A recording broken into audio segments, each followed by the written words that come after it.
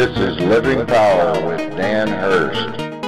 Prayer gives us hope. I think prayer is a lifestyle. It's not just something that you do. It is a lifestyle. Verses 26 through 27. Now look at what 26 through 27 says. In the same way, which is patience, in the same way the Spirit helps us in our weakness. Stop right there. Do you realize that praying begins with your weakness? Not your strength. Not your strength. You are never asked to pray from strength, but rather from your weakness.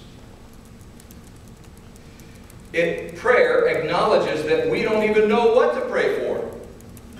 You know, there are things in our lives that are so overwhelming that we don't even know what or how to pray for them. Praying isn't telling God what to do.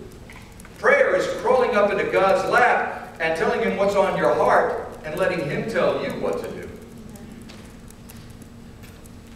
But it's so important for us to understand that that relationship with prayer, literally, virtually, is this idea that you actually have that intimate relationship with God where you can, as a child, crawl up into His lap and just tell God anything, everything, and He can tell you anything and everything, and you're willing to listen.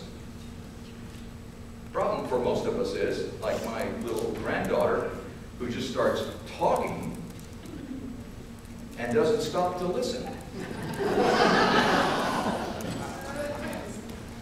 And it's cute when you're 3 years old. It's not cute when you're 300 years old, like some of you.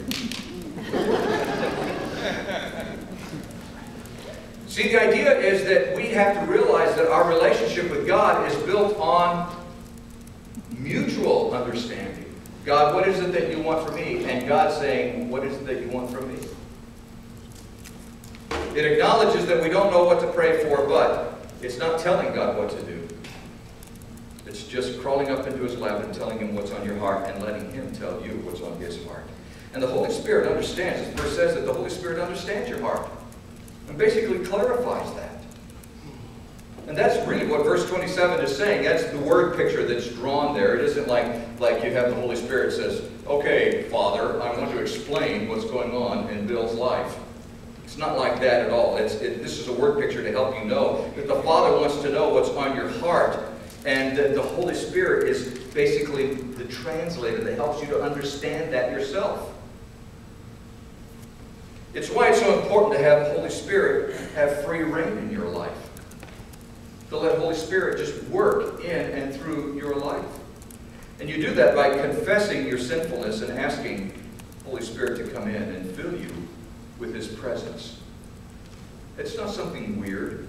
It's not something odd. You're looking at a guy right now who's filled with the Holy Spirit. I know I'm weird, but being filled with the Holy Spirit is not weird. Being filled with the Holy Spirit isn't going through all kinds of weird motions and rolling around on the floor and foaming at the mouth and stuff. That's not being filled with the Holy Spirit. That's taking maybe a little too much turpentine in your cereal. Being filled with the Holy Spirit is just a connection with God. That's all it is. And it's a lifestyle.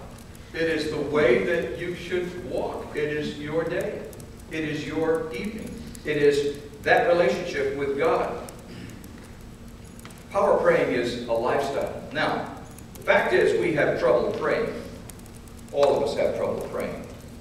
It was Jesus who, while talking to His disciples toward the end of His life, He said in Matthew 26, verse 41, He said, watch and pray so that you will not fall into temptation. The spirit is willing, but the body is weak.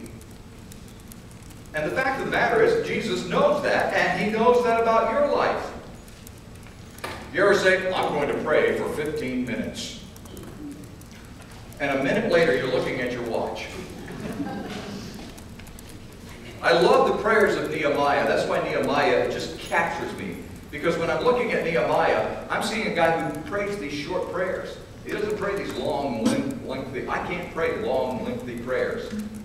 I will tell you, I'm not one of those guys that will sit down and pray for an hour or 2 hours. There are people like that, and God bless them. You know, that they're able to do that. And and if you're one of those folks, God bless you. I'm not.